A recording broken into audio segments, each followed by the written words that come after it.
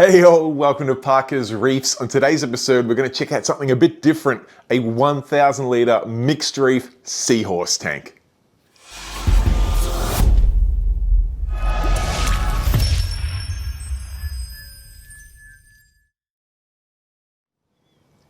Alright, thank you for joining me on yet another episode of Parker's Reefs, and as touched on in the intro, today we're going to do a tank tour of something I've never covered on this channel before, and that is a seahorse tank, and not just any seahorse tank, a 1,000 litre seahorse tank with all sorts of things going on in the system that I previously thought were not possible. So it's a little bit of a reef myth busting episode, if you will, where we're going to check out some of these misunderstandings, is probably a nicer way to say it, around seahorses and keeping them in the aquarium with other animals, with corals, and all sorts of care requirements around feeding and flow and all sorts of things like that. Now, Sandra is going to take us through her beautiful system, but I will just quickly point out that Sandra has to remain off camera for work reasons. So we're just going to have Sandra's voice, and then I'll do all the beautiful camera work to make sure that we capture all of the impeccable details of this incredible Red Sea system. So without any further ado, let's roll the footage of Sandra's 1,000 litre mixed reef seahorse tank. All right, I am here checking out what has to be the first ever Red Sea tank, or any reef tank that I've seen of this size, with some crazy fish in here, including seahorse and razor fish, with a full-on reef in this tank. So we're super lucky to be here to film this. I've got Sandra mic'd up, who's going to take us through some of the details on this tank. They have chosen to remain off camera, which is completely understandable, but we're super grateful. Thank you for having us here to have a look at this tank. I really do appreciate it. Absolutely welcome. Thank you. Now, firstly, tell me, what kind of tank are we looking at? This is stunning. So this is the Red Sea 1,000 litre tank. Yeah, it's the big system, and you've really kitted this out nicely. It's got fantastic, the Red Sea pendulum there. We'll get into all of the infrastructure in a second, but firstly, how long have you had this system running for now? Around 3 years, I reckon. Yeah, okay, yeah, so it's definitely hitting its strides then. And is this the first reef tank you've had, or you've had some others that you've upgraded to this? This is the second reef tank. The first reef tank was also seahorses. That was just a aqua one, a small aqua one. Sure. The pretty well-trodden path that we all sort of follow. We get that Aqua One system and then go, I like this. Let's go all out on this Red Sea monster system here. Fantastic looking tank. Now, we might go through some of the infrastructure that go through all of what keeps this system running as it is, and then we'll have a look at some of the livestock, because like I touched on, there is some super unique livestock in here. Starting at the top of the tank, you've got this beautiful Red Sea pendulum mounted up on the roof, and you've got some Red Sea LEDs in there doing the job nicely. Yep. And I've also noticed hidden away in the pendulum there, you've also got some really cool custom mounted fan cooling in there. How does that go for temperature control? Yeah, it's been an experiment. It's working really well. So they're just actually some computer fans, and they're hooked up to the GHL system. So as the tank gets a bit hot, they automatically come on. It is not effective once the temperature gets ridiculous, but usually we have the house air conditioner on. So far we've been able to avoid a chiller with them. Amazing. And it completely is hidden in there. You wouldn't know there was fans in there at all. Super slick setup. And yeah, the GHL is a little bit of a giveaway of some of the infrastructure we'll check out a little bit later, which is cool. Another thing I noticed, you've got this beautiful custom polycarbonate jump lid on there. Yep, top lids. Top lid's nice. So over from United States. Yep, following your video. Yeah, nice one. Yeah, they do great work, and these look absolute treat on there. Lots of feeding doors, lots of access. I do like the way you've zip tied the feeding doors so they can't go missing either. Yeah, they were ending up in the tank way too often. Fair enough. Yeah, I imagine a seahorse or a razorfish isn't going to like one of those clonking them on the head too much. Not to mention some of these stunning corals. But before I get distracted on all of the livestock in there, because I do want to get through the infrastructure, because this system, obviously, with that unique livestock in there, it's going to have some fairly specialized infrastructure requirements, starting with the wave makers. I have absolutely zero experience with seahorse, but I'm under the impression that flow is a real challenging part with seahorse. Well, I've experimented a lot, so there's conflicting information online. Yes. I don't have them running too super strongly. Sure. But the seahorses actually go in and play in them. You see them swim up to the side and then shoot themselves across the aquarium. Yes. They actually seem to really enjoy spending time in them. So yeah, it's been pretty cool. Nice. And you've obviously got the guards on the makers there, just in case anything was to go wrong. You don't 100%. We haven't had any issues. We've never had any issues, but the guards are religiously on there. Yes, absolutely necessary insurance. And I can see right now one of these razorfish just very casually swimming past a wave maker there, no trouble at all. So, as you're saying, I mean, it wouldn't be the first time there's conflicting information on the internet, but it's always good to see someone really successfully implementing this and making it work. So, 2 Gaia style pumps on the back there, obviously, as you say, not running super hard, but keeping enough flow that we can see things like this awesome green star polyp, sort of like mine here floating up here, gently swirling away there. So there's definitely enough flow in there, and even things like the leather here have got beautiful polyp extensions. So there's enough flow in here to keep all the corals happy, which is one of those, I'm going to say, myths that we see online, is that with seahorse you can't have enough flow to keep corals, when this is 100% proof that's not the case. Certainly not all coral. You've got to be very selective, but absolutely you can keep coral with seahorses. Yeah. Best of both worlds. Fantastic. Now, infrastructure-wise on filtration for this system, is there anything remotely sort of different to what you would see in any other sort of reef tank? Not too different. There's a Red Sea roller mat. Yes. We've got the Red Sea skimmer. I do have a large UV system. It's a spa UV light. Right. In there. Otherwise, I think it's fairly standard filtration-wise. Okay, if I open up the door. Absolutely. Yeah, great. Oh, look, our assistant is going to help out. All right, so water comes down into the sump through Red Sea filter roller there.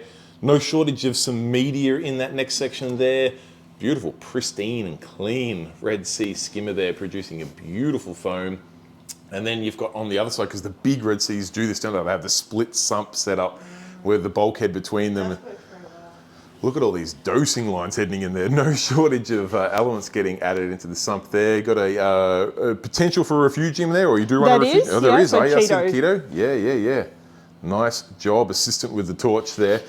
Nice bit of keto in there for nutrient control, and then of course all the electronics. And of course you did mention you got a GHL system also controlling some of this tank as well. So filtration wise, pretty similar, as you say, to most reef tanks. Nothing's super unique there. In fact, even the flow isn't ridiculously different to what we see in conventional, I'll use the word conventional reef tanks. Ones with clownfish, for example. Probably something that I do a little bit different because it's a bare bottom tank. Yes. I just use a felt filter sock, which I hook into the refugium area. Yes. And then I just siphon water from the display tank through the sock. Yes. To pick up all the detritus on the ground or anything else I need to pick up from the aquarium. Right. Now that leads me on to something that is probably a question many people are asking, and myself included. Seahorse, not to mention razorfish, but let's just go with seahorse for now, have some somewhat unique care requirements. We've talked loosely on flow. What about their feeding? I've always been under the impression that they're very passive eaters.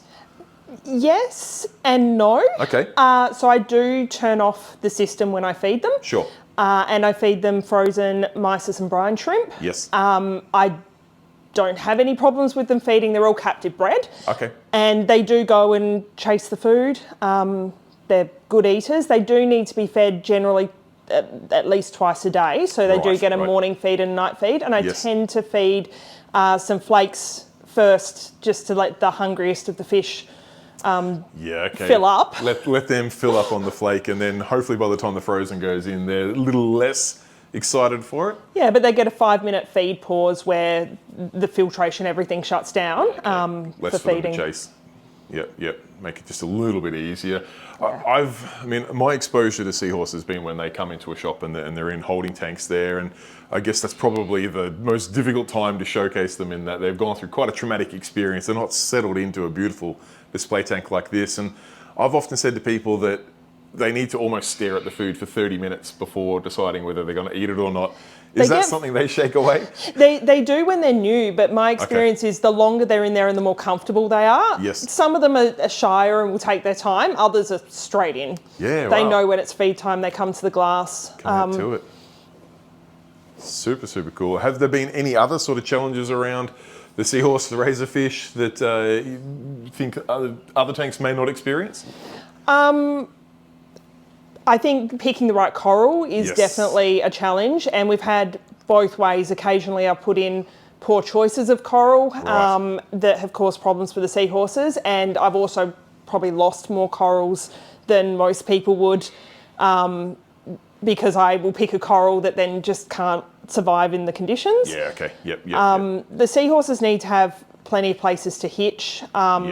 So sometimes that can be, sometimes they go for the gonnies and the gonnies don't love it, but they do fine. Yes.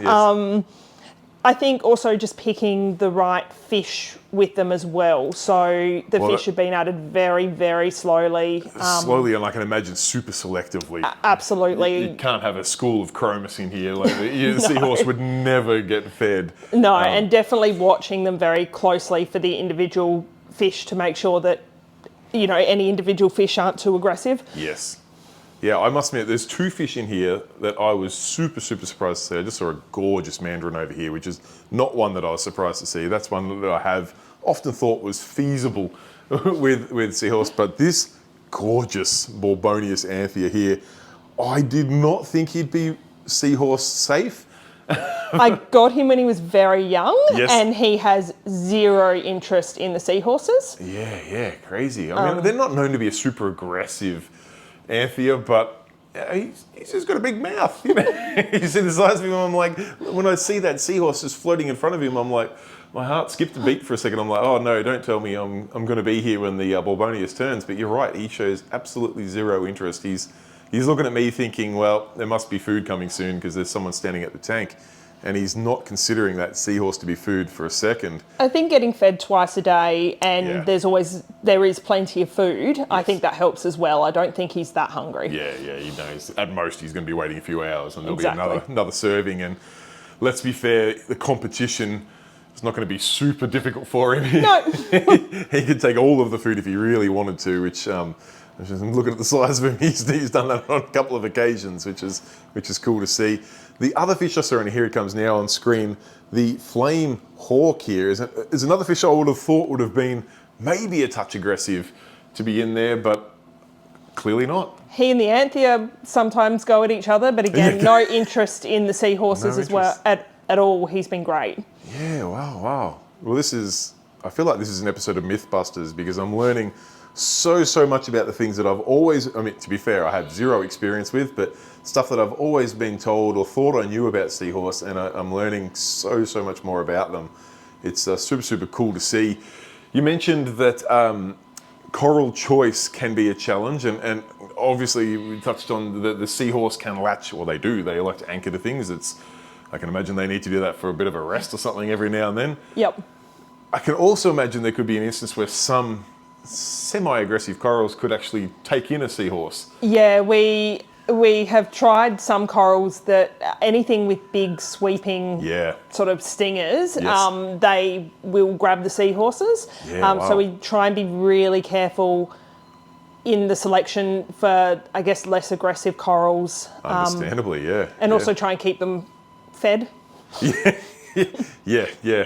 Quite the challenge. But I mean, still to see some things like some big globo, pachyceptors in here. These guys can be somewhat aggressive, but I mean, every coral's an individual, and see that doing fine. Chalice as well. Gonies are probably more in the segment of the seahorse could upset them if they keep grabbing onto it, but it's probably no less invasive than a clownfish shoving their head in a goni 24/7. I absolutely love the green star polyp floating feast. The hairy ball, that it is. And it is so cool the way it just anchors there. It's a really clever way to sort of hyper exaggerate the flow that is in the tank by having something as fluffy as that floating right up in front of the wave maker there. Obviously we can't blow the flow in here to buggery. You have to be somewhat mindful of the specimens in there. So putting that right in the path of the wave maker gives you that sense of flow, and the Red Sea lights really give that nice ripple, which also exaggerates the flow that is in there. So it doesn't look like it's low flow, but it's doing the trick nicely. Super cool. And then the corals you do have in here are thriving. These Bernardiporas have to be some of the healthiest looking Bernardiporas I've ever seen. From your, I don't want to diminish by saying the traditional sort of gold there with the orange color, and then this one that I've never seen before, a gold Bernardipora like that with extension that would put a lot of gonies to shame. Looks an absolute treat. Got toxic green gonies back here. The size of the polyps on those are, they're big enough to hold my dinner, and they're toxic green. You've got, Mariah might know the red with the yellow polyps on this one. Tequila Sunrise. Tequila Sunrise. The Goni Queen herself has chimed in on the title of that, and it's absolutely stunning. This leather up here is so cool, and I love the placement of it again to take advantage of that shimmer and the flow and the way this almost looks like it's trying to be a seahorse. It's sort of replicating with a little sort of the little polyps on it look like some of the little spines on the seahorse there, and the way it just gently moves around. Super nice. You've got some beautiful Monty caps in there, really popping with the contrast. Gorgeous growth, that real cup shape on the green Monty cap there. Super stunning. Even up onto Blastos up here. This red Blasto up here is just melting onto the rock. Can't see skeleton at all on it. Looks a treat. Super stunning. Now, another question I have is around the rock work. Is there any sort of specific angle or requirement you went for when putting this scape together to suit the seahorse? No, not particularly. There are, I suppose, I tried to make a lot of edges so that they could grab onto things. It's not the original rock work. Okay. On the left, the original rock work collapsed. Okay. So Happens on to the all left of us, don't worry. on the left is take two, but Yes. the centre piece and the right piece have been there since the start. Yeah, right. Well, the centre bommy and the right bommy are the ones that are truly super intricate, really big vertical walls here and arches that come around, and then some bits in the middle there. Super cool, and it really gives nice swim throughs for the seahorse there, as well as obviously your razorfish and the other fish in the system, and still gives you plenty of mounting spots for various corals, which looks a treat. On the seahorse themselves, what sort of species of seahorse are we? So there are Barbarai and Cooters in there. Yeah, beautiful. And the Barbarais are the ones with the little sort of prickly bits on them. Yeah, the sharp ones. Sharp looking ones. My super scientific terminology there, the prickly bits are your Barbarais. And then your Cooters, is this a Cooter here as well? I think this one's a Cooter. Or is he? No, he might be a Barbarai. No, he's a Barbarai. He's a Barbarai. The Cooters are gone camera shy. It's all right, we'll find one. I reckon we got one already. Reckon. Yeah. There's a Cooter down there. I'll be sure to get some B-roll footage of those to share with everyone. On to the razorfish. I need you to tell me what you can about razorfish. I've seen them before. I know obviously their name comes about because, well, they look like a razor. I'm not an expert. I know that they're one of the closest living relatives to seahorses. Yes, okay. They're a super, in my experience, super passive. Yes. Usually they hang together, but of course right now they're not. The camera always changes the dynamic of the tank. They're quite stunning to watch. They can completely disappear and then they can turn their bodies and you can see them again. They're very good swimmers considering how they swim. Yeah, I was under the impression similar care requirements, but I was also under the impression that razorfish are nearly impossible in a home aquarium. And I believe you've had these couple in here for a little while now. Yeah, definitely. Probably 6 months. Care requirements for a system like this, I imagine, and we'll get a chance to have a look at some feeding in a little bit. I'm under the impression, and tell me if I'm wrong, because I've been wrong on a number of things today, as I'm learning quite a lot, that you need to provide seahorse with a lot of food so they've got lots of options.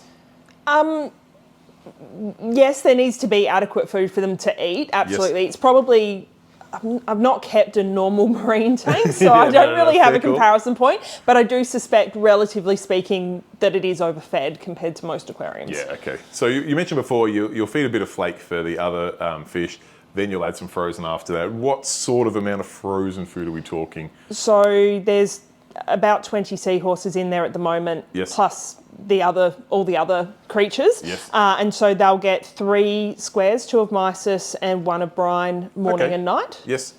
Yep, so 6 cubes a day is a reasonable amount of food, but to be honest, it's probably not as many as I thought. I was under the impression that seahorse required to be almost drowned in food, and they might pick off 1/100th of it, and then your filtration system had to be up to the task to sort of remove the rest of it. I also add pods and mostly pods and rotifers. Yes. Most between every week and fortnight. Yeah. Okay. And they do. The horses definitely go after them. Right, okay, yeah. So they will graze at those as well, just to sort of tide them over between meal times, and that's cool. So yeah, in those, and you can see there's one of those beautiful mandarins in there. You must have a couple of mandarins in there. Only one. I had 2, but then they turned on each other, so I had 1. Well, this one that's in there is super active, because I've seen this guy over here, then I saw him over there. He's kicking about the tank, which I've got a couple of mandarins in my tank, and I'm lucky to see each of them maybe once a day, and see this guy multiple spots in a couple of minutes is crazy. Is it possible for you to take us through some of the automations and some of the maintenance of what you do on this system to keep it running? Yeah, absolutely. Awesome. All right, so we've jumped onto the other side of the wall from the tank. So directly through this way is where the tank is, and just like I do on my tank at home, I utilize some of the laundry space to hide some of the treasures away, but this is like a command station in here. This is nothing like what I've got in my laundry. You've got a GHL Profilux in here with all of the bells and whistles in here, multiple dosing heads. You've got even magnetic stirrers for the dosing channels in here. You've got a big GHL power bar in there. Coming across here, you can even see RO system completely automated, Kamoa doing automatic water changes. It's all happening. This is clearly something you've put a lot of time and effort and no doubt money into setting up to make this as automated as possible. Yeah, I don't have a lot of time to do tank maintenance, and doing water changes particularly has been a challenge, and that's really important with the Seahorse Aquarium. Yes. I was fortunate to pick up some secondhand GHL stuff, and I'm fortunate to know someone who's a programmer, so the freedom with the GHL to do things is fantastic. Yeah. And particularly, if you've got access to someone that is able, either yourself or someone you know, that can wrangle the software, it's really the only, if I'm being super difficult, the only downside of the GHL is there's a learning curve. It's definitely clunky, but Yes. I've got a great system now. I've got like a feed pause button. Beautiful. I've got a maintenance button. It's also very automated. So Yes. the RO system has a solenoid. Beautiful. No Turns idea itself. what brand it is. You can see him up there. That's a solenoid, turns itself on and off. Oh, yep. We've got Auto Aqua in there. Yep. That's it. So that turns on. I've got an RO tank in a cupboard down the end. Yes. And so it fills up the RO. So it fills the RO tank at the bottom. There's some sensors there, so the GHL will switch off the solenoid and switch it back on again to start it filtering if it's getting low. Yes. Then I move the RO up to the next tank, which is the salt mixing tank. Yes. So I've got a button on my phone that does that. Beautiful. I do manually add the salt. Okay, yes. And then let it do its thing. Yes. And then once it's at a suitable salinity, I move it up again, push a button, and it goes up to the aquarium ready system at the top. Look at that. And yeah, it takes the water. I get the alerts from the Kamoa app when it's getting low. So I change around 2 litres every 2 hours in the aquarium. Wow, incredible. This all custom made setup here. That was from a local fish shop that was shutting down, actually. I picked up the tanks for almost nothing. Perfect. Yeah. All well set up, GHL all automated, beautifully labelled, super, super neat and tidy. And as you say, completely automated just to get your hands off the tank and to make sure that it's done, because yeah, you run a busy lifestyle and you've got other hobbies as well, which means you need to keep these seahorses happy and as maintained as possible as you can without having to do things on the tank, and you've gone all in on making that, and it looks an absolute treat. I have to ask about the dosing heads. You've got 3-4 head dosing pumps here. They're not all in use, so I'm now dosing Coral Centrals. Okay, yep. So there's the Amino and the Grow Ready, Yes. the CVE Plus. Beautiful. And then magnesium, calcium and alkalinity. Yes. There's also, for the KH Director, there's the Hannah Of reagent. course. Yeah. So they use, Yep. yeah, they use some pump heads for that, of course. I'm Makes sense. actually dosing some extra nitrate at the moment because my nitrate levels keep plummeting. Yeah, wow. Not a problem I thought you would have in a seahorse tank. Again, myths busted left, right and centre. Phosphate's definitely high, but nitrate, I can't keep it high enough. So that Interesting. doses. Yeah. And You've then got the cracking corals nitrate solution here, yep. absolutely. And then we've got the big UV light right at the back behind everything that you Yep. probably can't see. It's down in there, it's hidden away. I can imagine when you need to change a bulb on that, it's a bit of a challenge. Yeah, everything comes out. Everything out. Yeah, no, fair enough. It's being a big unit, I imagine that, it's, you got to find a spot for it, and thankfully it's only a job you have to do every 12, 18 months. Yeah, I do it probably 9 to 12 months. Much more dedicated than I. Nicely done. Looks a treat. Oh, that's spectacular setup. Well, Sandra, I can't thank you enough. One, for making it possible for me to come and film this tank, because I have learnt way more filming this tank than I have any other tank that I've done a tour of. There's been so many myths busted about seahorse, about their tank mates, about their corals, about their requirements, that you just don't see many seahorse tanks, let alone ones that are 1,000 litres. And that's absolutely before you get to any that have a variety of corals in them and a variety such as this. So I really appreciate you making it possible for me to come over here and film it and allow me to mic you up to take us through this system, because I think there's going to be a whole host of new seahorse tanks out there now. People are going to get confidence from this, knowing that it is possible, and knowing that you don't just have to have seahorse and you don't have to have no coral. You just need to be obviously very, very cautious on the tank mates and the corals, and realistically just set up a system with the seahorse front and center, or front of mind, to make sure that you're not going against anything they need. So yeah, thank you so much. Pleasure. All right, guys, there you have it. That is Sandra's incredible 1,000 litre Seahorse mixed reef tank, a phrase that I would honestly say I did not think I would ever say on this channel, mostly due to my previously misunderstood conceptions around keeping seahorses. And I'm super, super grateful for Sandra for, one, making it possible for us to film this tank and see all of the beauty within, but also two, giving me a good education update on care requirements around not just seahorse, but also those beautiful razorfish, and to show each and every one of us out there how possible it is to have these with coral in your tank. And I think the video that we saw today is going to open up a whole world of seahorse tanks out there. And for that, I really do appreciate all of your time, Sandra, because I think it's an awesome part of this hobby that most people instantly sort of look away because they think they're not going to be able to keep other specimens with them. So super, super interesting. And I really do appreciate having my eyes opened. Now, I will begin to wrap things up there, but I do just want to quickly point out, if you have any questions, comments, feedback for myself or for Sandra,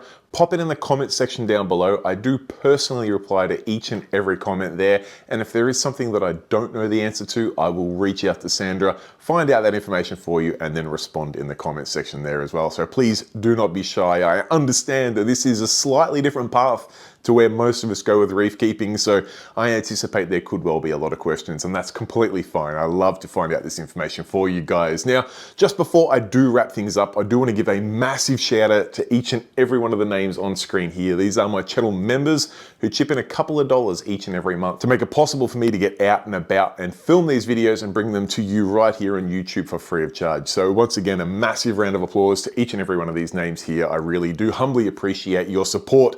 Now, if you don't have a couple of dollars a month to spare, I completely understand. You can still show your support of the channel by hitting that subscribe button in the bottom corner down there.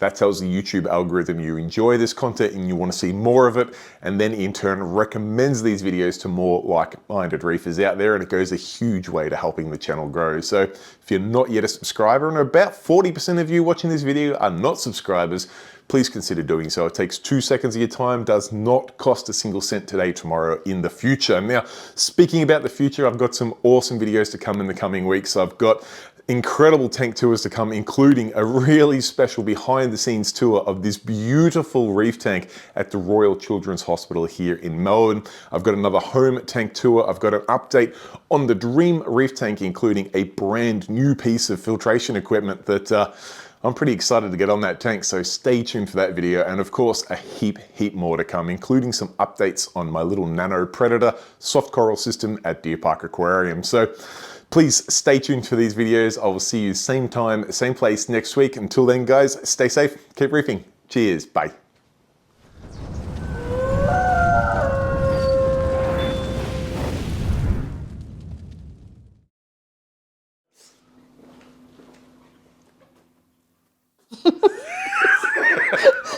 And an outtake flew for real.